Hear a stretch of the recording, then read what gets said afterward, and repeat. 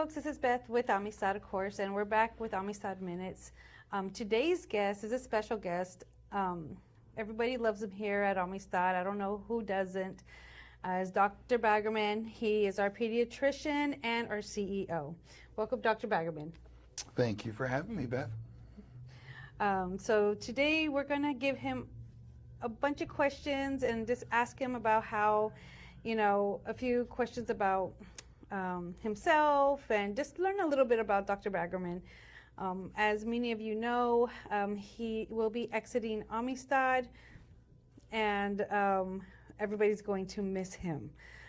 So it's really sad to hear, but he's going on to bigger and better things. So to begin with, can you tell us a little about yourself and your role here at Amistad?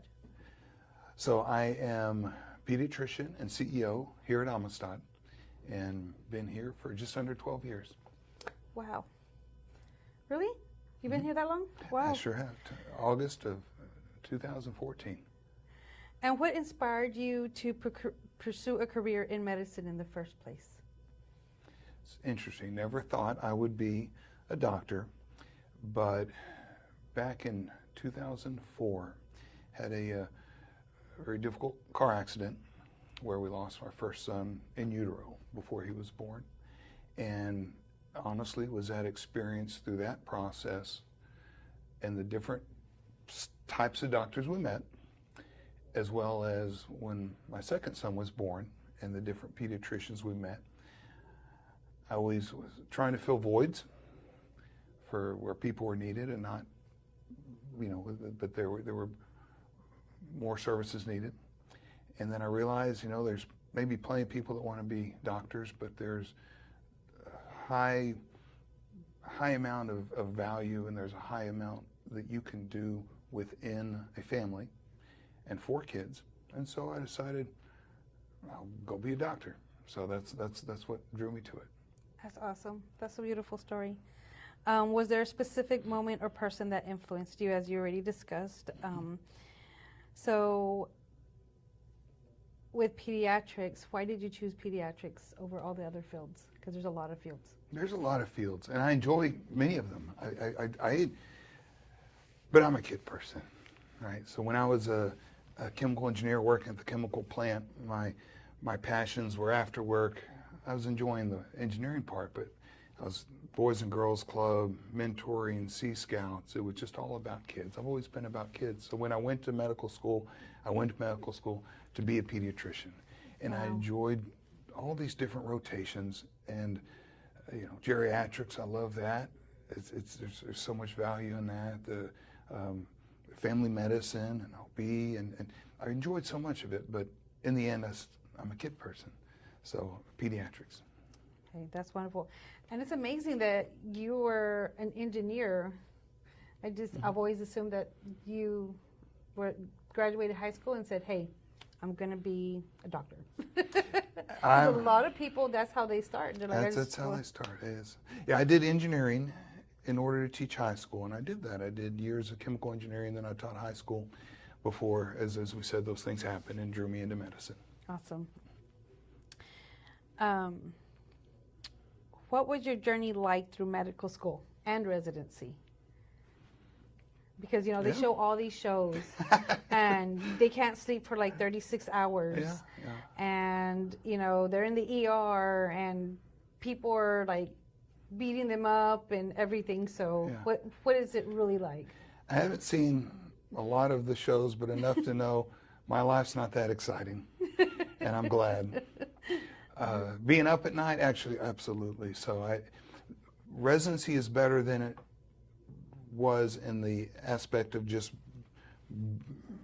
long hours where people are not making smart decisions and things. So they've limited the hours. But I have been up for 42 hours was my max probably at one time. And many times 30 and low 30s, just because you're working through the night and then you got to work the next morning and you just make it work. So those things are challenging. But you get to where you just do it. Medical school and even residency, especially medical school, I just kept thinking of Dora from Finding Nemo. She just keeps swimming, So some of those days were just, You know, how do I handle this? You just keep swimming, and you do what you can. You take the next task and the next task and the next task. And then those 7 years of medical school and residency, you know, in the end, you've gained a lot. But it's a big mountain to try to even think about all at once. But just, you do the best you can with what's in front of you at the time, whether it's that next piece that you're studying, or the next test, or the next patient room you got to walk into, or the next presentation you need to give for an attending, and whether it's medical school or residency. And as you just take these little bites, little bites, little bites, next thing you know, you're capable, and you can go help people. That's awesome. And that's like great advice too to take as, you know, people that are listening. You know, yeah, just take one thing in front of the other instead of looking at it as a whole, because if you see it as a whole, you're not going to get it done. You're going to get scared. Yes. Yeah. Many things are like that, yes. What challenges did you face along the way, and how did you overcome them? And you already spoke on that. You just took one thing in front of the other. And I love that analogy right there. Just keep swimming. Yeah. Just keep swimming. Just keep swimming, swimming. Some days are like that, but we get and that's through. true. Keep swimming through. What keeps you motivated in your work with children and families? It's exactly that. It's the children, it's the families. If you're living your life largely for what you can contribute for others, it's easy to stay motivated when you are in a position where you can support others. Yes. And so that's, the work is the motivation. There's not, I don't have an end goal to any of this. And the goal is to help the person in front of me. And because of that, your reward is part of it. If you're motivated by other things, it can be, I think, harder. Yeah. But when you're motivated by the good that you add, the more good you add. You can be, I have been so tired, you just lay down on the floor and you can hardly pick up your head. It happens. But you don't lose your motivation because of tiredness, and you don't lose your motivation because of challenges. Because those little wins that you get, that's the payback. Awesome. That's awesome. That was a tearjerker right there. What do you love most about working with children? Because they're learning, you know, and they're interested in things. And I'll say, from all ages, but especially by, 3 to 4 months of age, you can just see their brain turning. Yes. And then that just continues on and on and on. And even when the ones that seem like they've stopped having that interest in learning, when you get into high school, or when or I see a patient that's in the jail and they just kind of beaten down or have walls or things like that, you start talking to them and they're all of a sudden interested in learning, and they're interested in exploring. And that's the part that we have more of that as we're a child. It's not that it goes away when we're an adult, but to be able to be there, see that, and support it, and watch someone grow, I mean, it's beautiful. It's a beautiful thing. It is very beautiful. How do you build trust with both your young patients and their parents? That's a good question. I think the biggest part, we'll talk about the parents, is they see we have the same goal. And I can't say it always works out well with every parent, but the truth is, and they realize their child and their family is my number one interest. And that's what's driving me to make decisions that I have. And then I'll spend time explaining those decisions. Almost always it works out, and then they go, well, they really trust, because they know I'm coming from the right motivation. Yes. And when you explain your reasoning, they start going, okay, this guy knows what he's talking about too. Then the other part, and this goes for all kinds when you're trying to gain trust, when you don't know, you just say you don't know, right? I don't know this, I do know this, and let's try this. Then they know that when you're telling them that, what you do have your strong convictions about or your knowledge about, they're going to believe you because You're not just trying to snore it. I've come across, as a patient, I've come across doctors that blow things off because they don't know, and that's frustrating. But when they know that you're going to be honest with them and upfront, and you're going to do everything you can, I think it gains a lot of trust.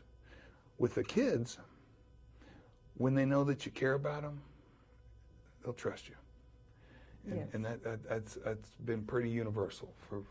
I've worked with kids from all kinds of different backgrounds, but they, in some ways, automatically give you that knowledge trust, and when they know that you care, trust, then they're ready to follow. Yes. And then they're like, "Yay, Dr. Baggerman!" Yeah, that's good. What are some of the most rewarding moments you've experienced as a pediatrician?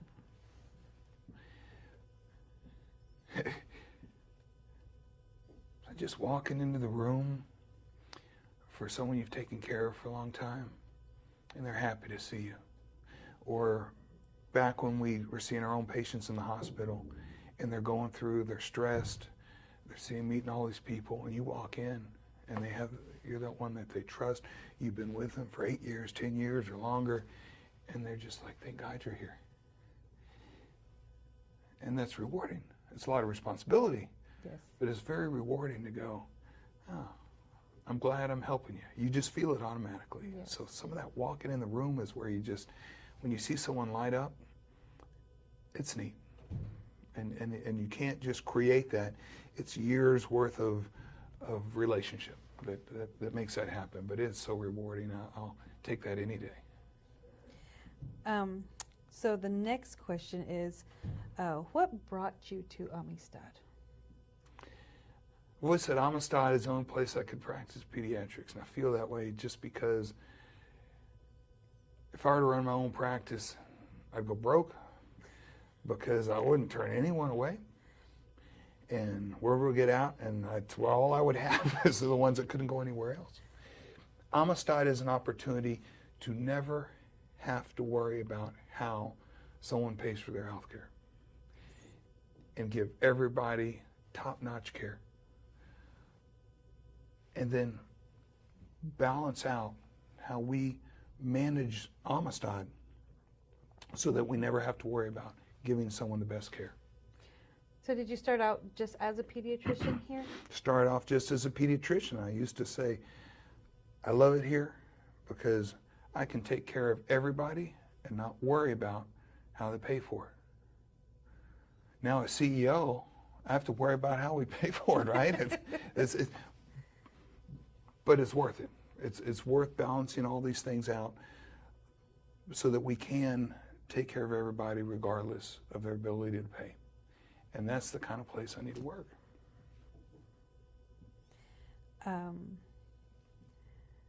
How has your experience serving here in our community, how's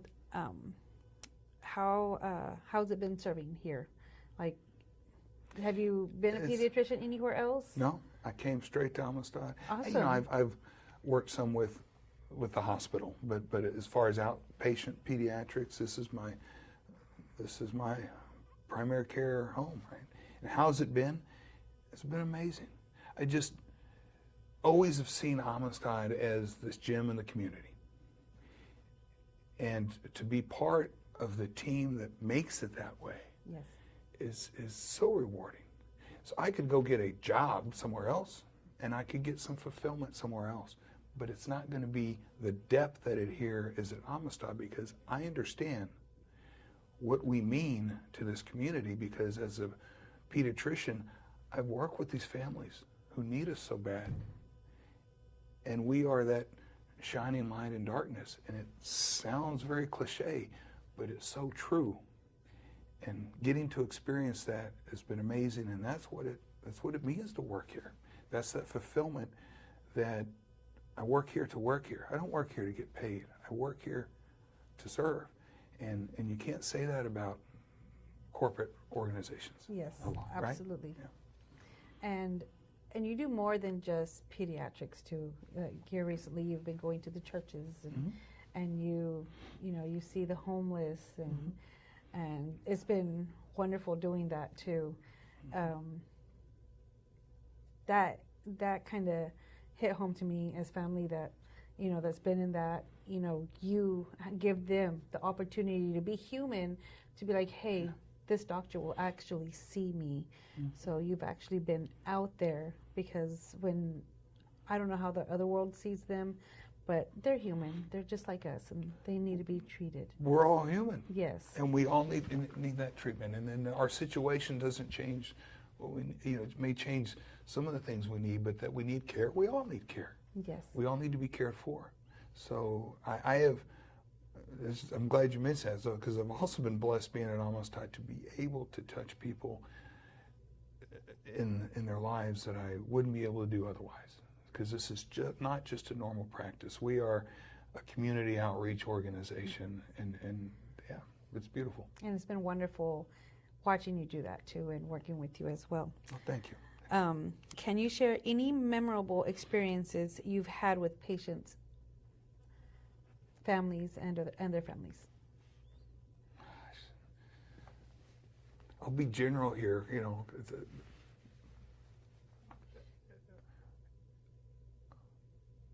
a lot of these memorable times, some of the most memorable, comes from when a teenager opens up in ways that they have not opened up with anybody else, shows the trust.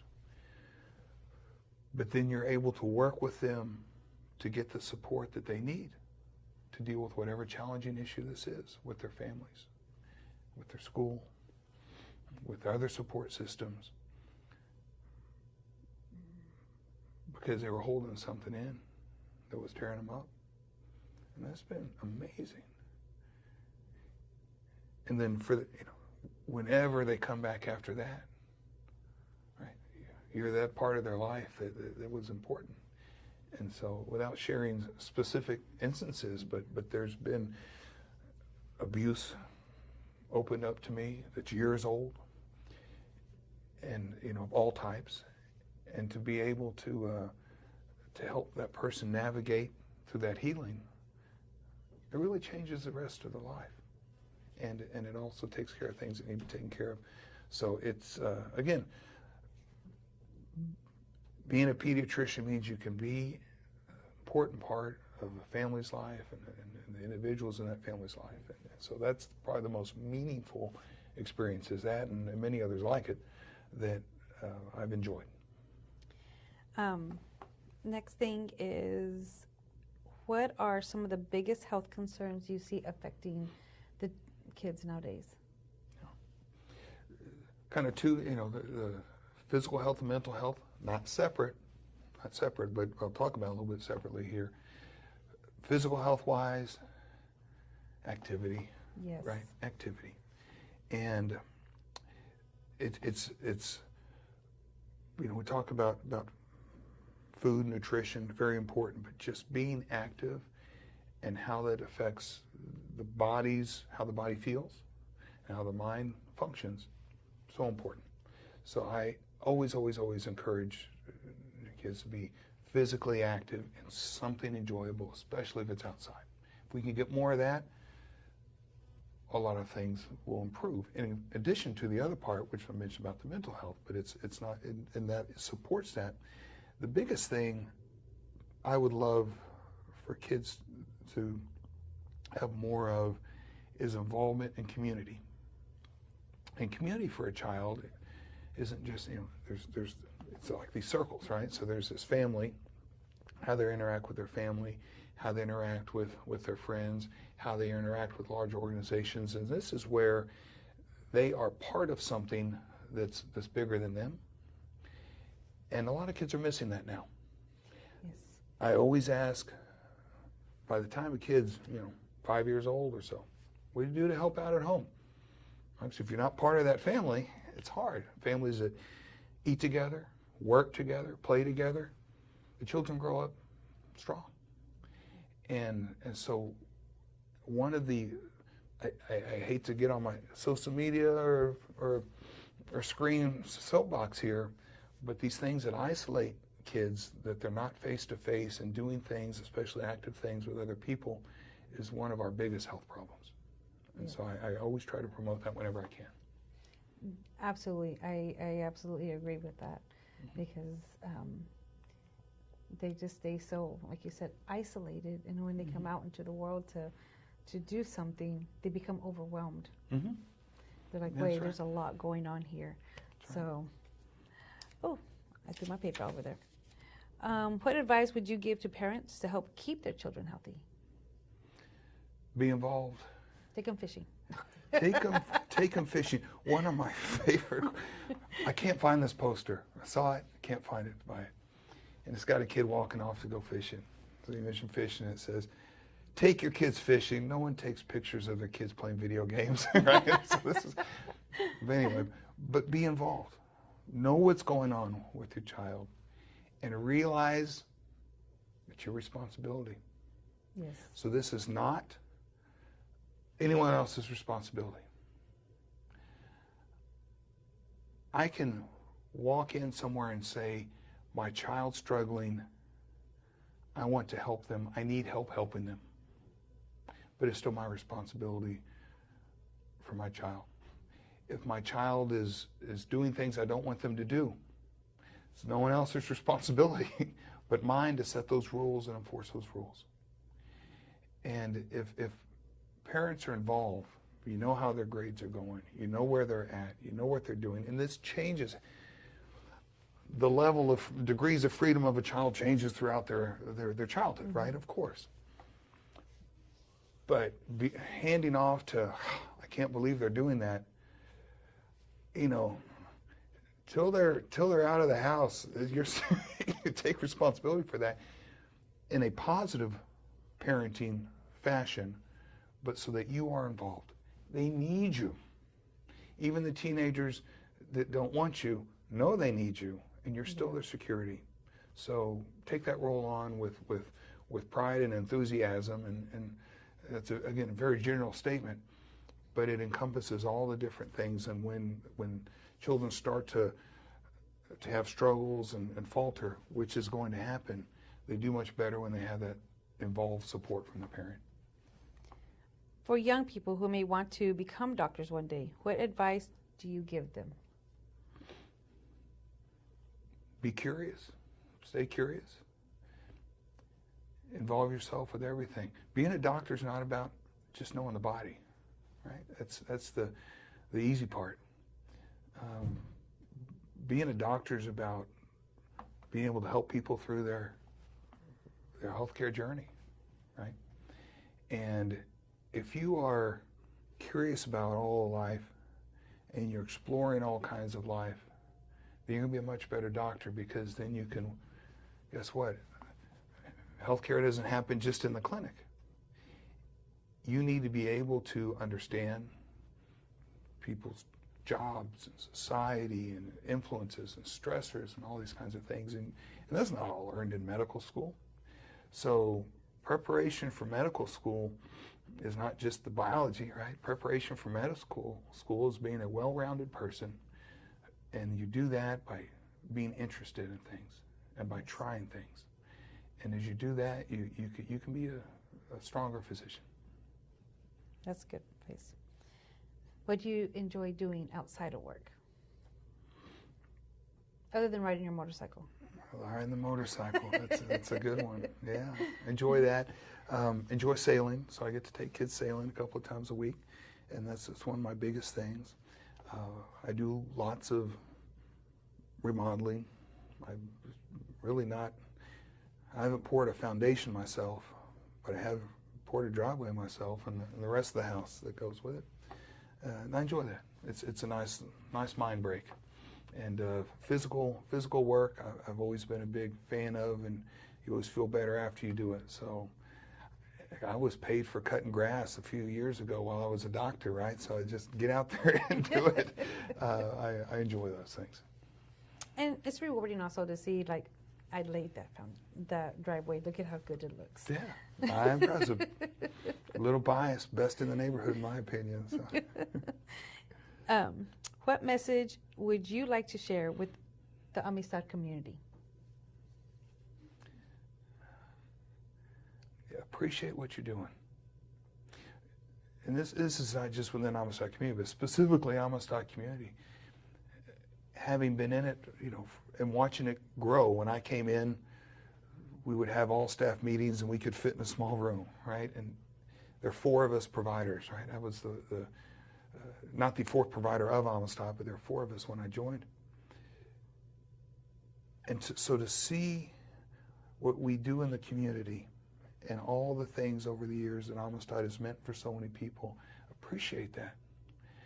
And use it for motivation, because we're working in our little piece here, we're working in our little piece here, and we may not even see what that meant to a patient or meant to a family or meant to the community, but it's strong. And to be able to have the opportunity to serve in a place that you can make that difference, appreciate it. Find pride in it. And if we do that, we continue to grow stronger. And as we grow stronger, we reach more people in need. And how beautiful is that? Very beautiful. Yes. I absolutely love working here. It's funny how I got my job, but I absolutely love working here. Yeah. And I never would have thought I would have been working here, but I don't regret it for a minute. Even if I have to get up at 6 o'clock in the morning, come over here or whatever, it does not matter to me at all. Well, you do a wonderful job representing the compassion and the mission of Amistad all over town and beyond. Thank you. So we appreciate you. Thank you. Great. And we appreciate you, Dr. Baggerman. Everybody here, as you know, absolutely adores you. You are a wonderful CEO. You make sure everybody is well here, no matter what. So you will be missed when you do go, but we know you're off to bigger and better things. Do you mind telling us what you do, you may want to do? Oh, sure. I've actually, last week I got a job. Yay! So I'm going to be teaching science at Robstown High School. You're going to have a line outside there. I want Which Dr. is- Baggerman. We'll see. But it's and the truth is, it's the same mission as Amistad. So it's not bigger and better in a way. It's just a different way to serve. Kids, right? Yes, Obviously, children. kids. This is my, particularly, teenagers and youth. This is my thing. I did it 6 years ago, and I want to get back in and do it again. And a location like Amistad, like Robstown, where Amistad is out in Robstown too. Why are we there? Because the community needs us. Yes. And I certainly will do my best to try to be a positive contribution to the students there out at that school, and wherever else I can do it. But that's again, I'm a child. And I'm sure them children are going to person, love. and that's where I want to. I hope to be able to help folks out there. And I'm sure them kids are going to be like, I got Dr. Baggerman as my doctor, and they're going to absolutely love it. Hopefully. And you'll be a great teacher. Until the first test, then they hate me again, and be like, we'll get them through it. And we'll learn to love learning. Yes. My job now is in the near future, I always think it's not to be a CEO, it's to go make a dozen CEOs. And that's how, as we use our lives and benefit from that ripple effect, and that's what teaching does. So I'm looking forward to it. That's a great way to see it. Not just you being a CEO, make all these children CEOs. Why not? Absolutely. Each and every one of them has the opportunity to be one. Absolutely. Let's open the doors. Yes. Well, thank you, Dr. Baggerman. It's been great interviewing you. Absolutely love this. And thank you. I appreciate you for taking your time out of your day to sitting down and talking with us and answering all my questions. Same here. Thank you, Beth. Thank you.